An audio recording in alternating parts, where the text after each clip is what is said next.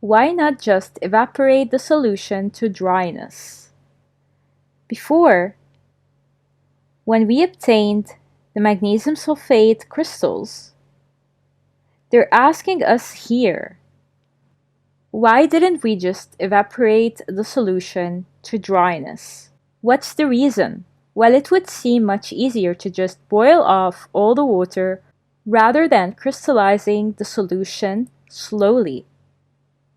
They're saying it would have been easier to allow the water inside the solution to boil and evaporate, rather than crystallization, meaning to turn the solution into crystals.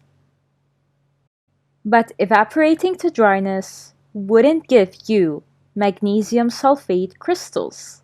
Instead, you would produce a white powder of anhydrous magnesium sulfate. Here in the pictures, we have magnesium sulfate crystals. They look as following. We obtained them by putting magnesium with dilute sulfuric acid. Magnesium was in excess, so we heated the mixture and the acid evaporated, and the unused magnesium was filtered out. So we heated the magnesium sulfate and left it to cool down until turning into crystals. This is the main way to obtain magnesium sulfate crystals.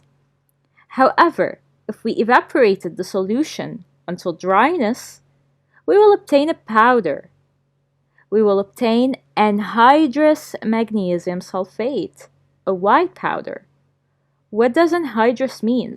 Let's see together in the next video.